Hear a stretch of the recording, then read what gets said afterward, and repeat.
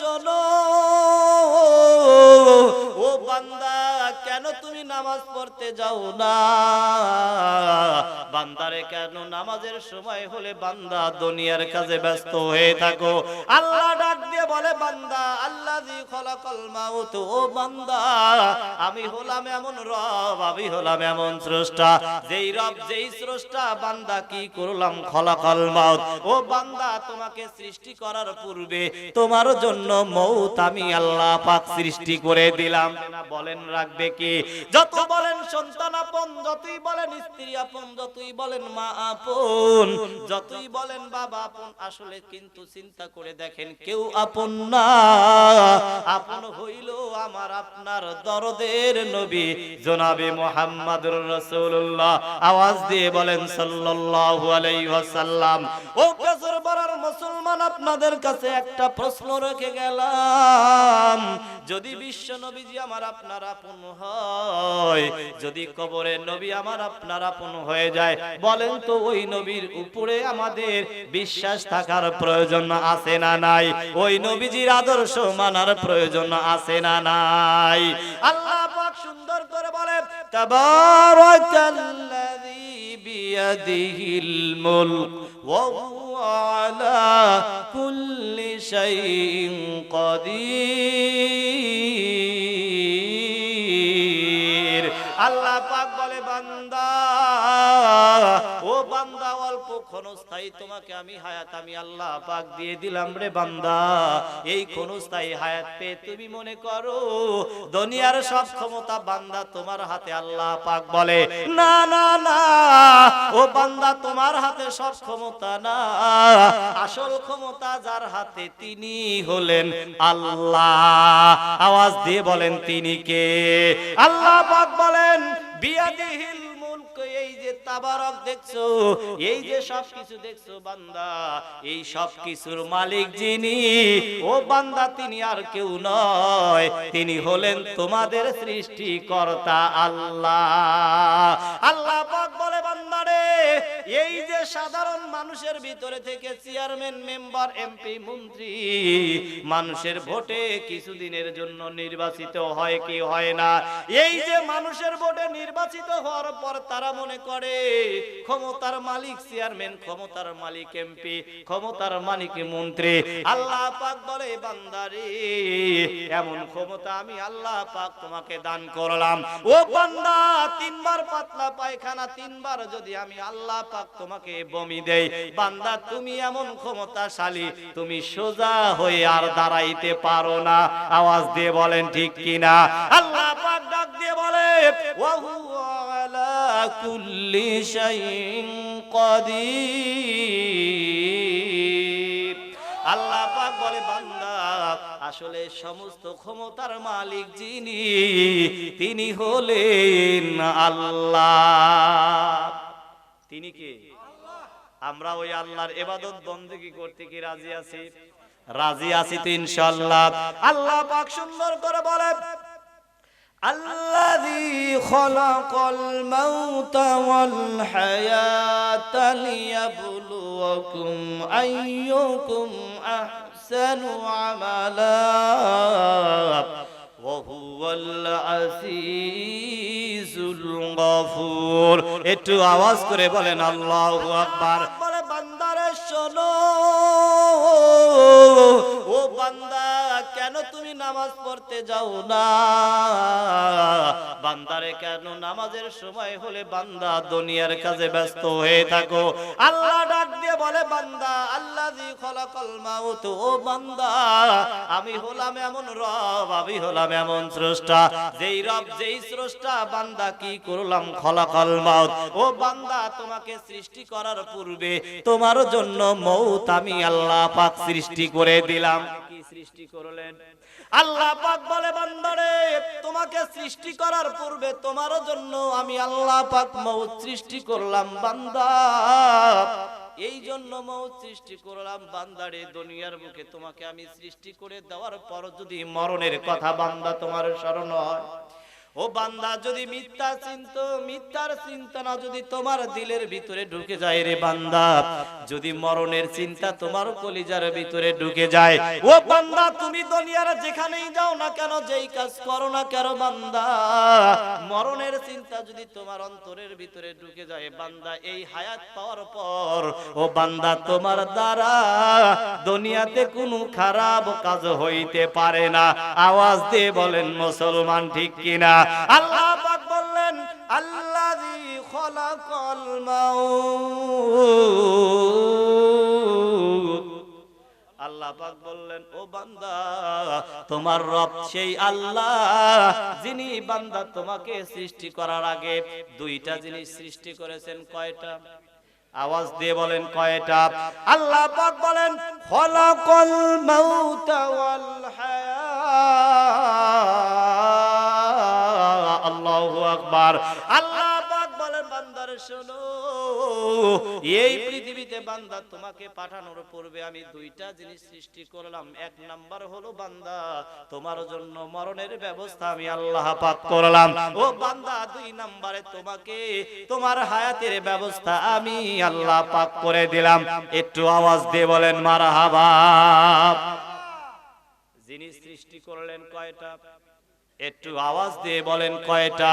ও পেছর পাড়ার মুসলমান গভীর মনোযোগ দিয়ে কথাগুলো শুনতে হবে, আলোচনা লম্বা নয়। এই দুইটা জিনিস যদি আমি আপনি স্মরণ করতে পারি তাহলে আমার আপনার জিন্দেগিটা পরিবর্তন হয়ে যাবে। আমার দ্বারা মিথ্যে কথা হবে না, আমার দ্বারা সমাজের ভিতরে কোনো অন্যায় হবে না, আমার দ্বারা পরের হক নষ্ট হবে না, আমার দ্বারা মানুষ কখনো নির্যাতিত হবে না, আমার দ্বারা সমাজে কোনো মানুষ কষ্ট পাবে না। যদি দুইটা জিনিস মনে থাকে, একটা হলো মরণ আর একটা হলো জীবন। কারণ মরণের কথা যদি স্মরণ হয় এই জীবন একেবারে তুচ্ছ মনে হয়ে যাবে। আমার বন্ধুগণ, আল্লাহ পাক বললে বান্দারে শোন, ও বান্দা তোমাকে সৃষ্টি করার পূর্বে আমি মরণটা এই জন্য সৃষ্টি করে দিলাম, কারণ হলো বান্দা এই যে পৃথিবীর বুকে তোমাকে আমি আল্লাহ পাক সৃষ্টি করে দেব রে বান্দা, একটাবার তোমার বিবেকের কাছে তুমি প্রশ্ন করে দেখো কেমন করে আল্লাহ পাক তোমাকে এই পৃথিবীতে নিয়ে আসলেন। আল্লাহ পাক বলে বান্দারে তোমার বিবেকের কাছে প্রশ্ন করো, বান্দা তোমার কোনো আকার ছিল না, তোমার কোনো অস্তিত্ব ছিল না। ও বান্দা আমি আল্লাহ পাক কত সুন্দর করে তোমাকে পৃথিবীতে আনলাম। বান্দা আনার পিছনেও কারণ আছে। আল্লাহ পাক কি বললেন?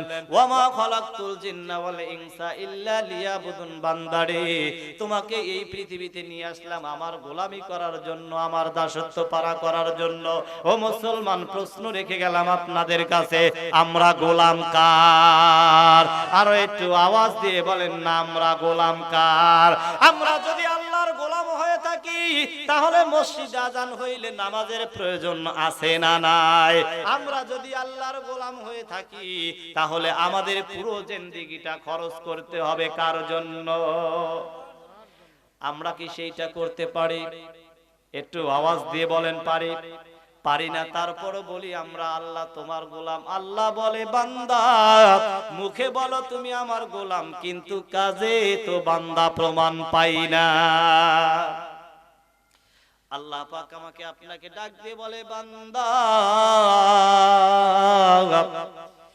আমি আল্লাহ পাক এত যত্ন করে বান্দা তোমাকে সৃষ্টি করলাম, বান্দারে তোমার কোনো অস্তিত্ব ছিল না রে বান্দা, তোমার কোনো আকার ছিল না। ও বান্দা একটু খেয়াল করে দেখো, একটু লক্ষ্য করে দেখো, তোমার পিতামাতার মিলন হয়ে গেল রে বান্দা।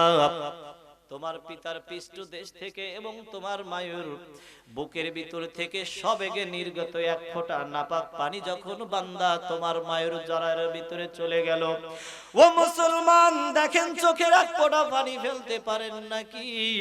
আল্লাহ পাক ডাক দিয়ে বলে বান্দা মাত্র এক ফোঁটা নাপাক পানি দিয়ে তোমার রব যদি তোমাকে তিল তিল করে মানুষ আকার দিতে পারে, ও বান্দা তারপরেও তুমি কেমন করে তোমার রবকে ভুলে যাও? আল্লাহ পাক বলে তোমার পিতা মাতার মিলন হয়ে গেল। ও বান্দা, এক ফোঁটা নাপাক পানি তোমার মায়ের জারার ভিতরে পড়ে গেল। ও বান্দা, এই যে এক ফোঁটা নাপাক পানি তোমার মায়ের জারার ভিতরে চলে গেল রে বান্দা, দুনিয়াতে তুমি চলে আসলা, আসার পর তুমি একজন সুস্থ মানুষ হয়ে গেলা। সুস্থ মানুষ হওয়ার পর ও বান্দা তোমার কি হয়ে গেল? তুমি আর রবের কুদরতের পায়ে সিজদা করো না। ও বান্দা, তোমার বিবেকের কাছে কি একটাবার প্রশ্ন জাগে না? এই যে নাপাক পানিটা তোমার মায়ের জরায়ুর ভিতরে পড়ে গেল, কে এই নাপাক পানিটা তিল তিল করে মানুষের আকার দিয়ে দিল? আল্লাহ পাক ডাক দিয়ে বলে বান্দা, এই যে এক ফোঁটা নাপাক পানি তোমার মায়ের জরায়ুর ভিতরে আমি আল্লাহ পাক 40 দিন রেখে দিলাম। কয়দিন? আল্লাহ ডাক দিয়ে বলে বান্দারে, 40 দিন আমি ওই নাপাক পানিটাকে তোমার মায়ের জারার ভিতরে 40 দিন রেখে দিলাম, কোনো পরিবর্তন দিলাম না। ও বান্দা, প্রথম 40 দিন গেল, পানিটা কিন্তু নাপাকি থেকে গেল। ও বান্দা, লক্ষ্য করো, স্মরণ করো। ও বান্দা, তুমি যদি তোমার নিজের বিবেকের কাছে প্রশ্ন করো বান্দা, তাহলে আমি আল্লাহর সাথে নাফরমানি করতে পারবা না। ও বান্দা, দ্বিতীয় 40 দিন যখন হয়ে গেল, ওই নাপাক পানিটাকে আমি আল্লাহ তাআলা কুদরতের মাধ্যমে নাপাক পানিটাকে রক্তের আকার দিয়ে দিলাম। আওয়াজ দিয়ে বলেন আল্লাহু আকবার। আর একটু আওয়াজ করে বলেন আল্লাহু আকবার। আল্লাহ পাক ডাক দিয়ে বলে বান্দারে, প্রথম 40 দিন হয়ে গেল, পানিটা নাপাক রয়ে গেল। ও বান্দা, দ্বিতীয় 40 দিনের মাথায় নাপাক পানিটা আমি আল্লাহ পাক আর নাপাক রাখলাম না, এই পানিটাকে আমি আল্লাহ পাক রক্তের আকার দিয়ে দিলাম। আল্লাহ পাক বলছে বান্দারে শোনো, দ্বিতীয় 40 দিনের মাথায় পানিটা আমি আল্লাহ পাক রক্তে পরিণত করে দিলাম। আল্লাহ ডাক দিয়ে বলে বান্দারে শোন, তৃতীয় 40 দিন যখন হয়ে গেল, ও বান্দা, ওই রক্ত ফোঁটাকে আমি আল্লাহ তাআলা একটা গোশতের ভিতরে রূপান্তরিত করে দিলাম। 40 দিন গেল, কয়টা? 340 এ কতদিন হয়? আল্লাহ ডাক দিয়ে বলে বান্দারে শোন শোন শোন, এই যে 120 দিন অর্থাৎ 4টা মাস যখন বান্দা তোর হয়ে গেল, প্রথম 40 দিন আমি নাপাক পানিতে তোকে রেখে দিলাম, দ্বিতীয় 40 দিন বান্দা তোকে রক্তের আকার দিয়ে দিলাম। ও বান্দা, তৃতীয় 40 দিন এক ফোঁটা গোশতে রূপান্তরিত করে দিলাম আমি আল্লাহ। বান্দা, শুধু এক ফোঁটা গোশত বানাইলাম না বান্দা, গোশতের ভিতরে কচি কচি হাড় দিয়ে একটা মানুষের বডি আমি আল্লাহ তৈরি করে দিলাম রে বান্দা। ছোট্ট কচি কচি হাড় দিয়ে মানুষের বডি তৈরি করলাম, গোশতের উপরে সুন্দর করে চামড়া দিয়ে আবরণ করে দিলাম, যাতে করে এই গোশতের উপরে কোনো মাছি, কোনো পোকা যেন না পড়তে পারে। পড়তে গেলে আগে চামড়া আছে না নাই? আল্লাহ পাক বলে বান্দা, আমি আল্লাহ যদি চাইতাম এই গোশতের উপরে আমি চামড়া যদি না দিতাম, বলেন তো দুনিয়ার কারোর কাছে কি আল্লাহর কৈফিয়ত দেওয়া লাগতো? আল্লাহ পাক বলে বান্দারে, আমি আল্লাহ তোকে এত ভালোবাসি বান্দা, তোকে এত ভালোবাসি, ভালোবাসার কারণে বান্দা তোমার গোশতের উপরে আমি চামড়া দিয়ে দিলাম, যাতে করে মাছি তোমার গোশতের উপরে না পড়তে পারে। ও বান্দা, এই যে তোমার বডিটা যখন তৈরি হয়ে গেল রে বান্দা, 4টা মাস চলে গেল, 120 দিন হয়ে গেল বান্দা, তোমার বডিটা তোমার মায়ের গর্ভের ভিতরে তৈরি হয়ে গেল, আমার বডিটা আমার মার গর্ভের ভিতরে তৈরি হয়ে গেল। মুসলমান, প্রশ্ন আপনাদের কাছে, যখন কোন বৈজ্ঞানিক একটা মেশিন তৈরি করে, ট্রিলার বলেন, শ্যালো ইঞ্জিন বলেন, যেই ইঞ্জিন বলেন না কেন, ওই ইঞ্জিন যখন তৈরি হয়ে যায়, ওই ইঞ্জিনের ভিতরে তেলের প্রয়োজন হয় কি হয় না? তেলের প্রয়োজন হয়, খাবারের প্রয়োজন হয়। আল্লাহ পাক বলে বান্দারে প্রথম 40 দিন থাকলা নাপাক পানির ভিতরে, দ্বিতীয় 40 দিন বান্দা তুমি থাকলা রক্তের ভিতরে। ও বান্দা তৃতীয় 40 দিন আমি আল্লাহ তাআলা কুদরতির মাধ্যমে বান্দা তোমার যখন বডি তৈরি করলাম রে বান্দা, তোমার এখন খাবারের প্রয়োজন। কারণ হলো তোমার বডির ভিতরে আমি আল্লাহ পাক রূহ প্রবেশ করাইয়াছি। আল্লাহ বলে বান্দা, ও বান্দা, তোমার বিবেকের কাছে আমি আল্লাহ পাক প্রশ্ন করে গেলাম। মায়ের গর্ভের ভিতরে চলে গেলা, তোমার বয়স মাত্র 4 মাস। ও বান্দা বলো বলো, পৃথিবীর কোন নেতা, পৃথিবীর কোন বাদশা, পৃথিবীর কোন জমিদার তোমার মায়ের পেটের ভিতরে তোমাকে খাবারের ব্যবস্থা করতে পেরেছে কিনা? বলেন পেরেছে? আল্লাহ পাক বলে বান্দারে, 4 মাস তোমার বয়স, তুমি মায়ের পেটের ভিতরে তোমার খাবারের প্রয়োজন। মা তো তোমাকেও খাওয়াইতে পারবে না, বাবা তোমাকে খাওয়াইতে পারবে না, পৃথিবীর কোনো বাদশা বান্দা তোমাকে খাওয়াইতে পারবে না, কিন্তু তোমার তো খাবারের প্রয়োজন। আল্লাহ পাক ডাক দিয়ে বলে বান্দা, শোন শোন শোন, 4 মাস তোর বয়স হয়ে গেল। ও বান্দারে, তোমার খাবারের প্রয়োজন কেমনে? আমি আল্লাহ পাক তোমার খাবারের ব্যবস্থা করলাম।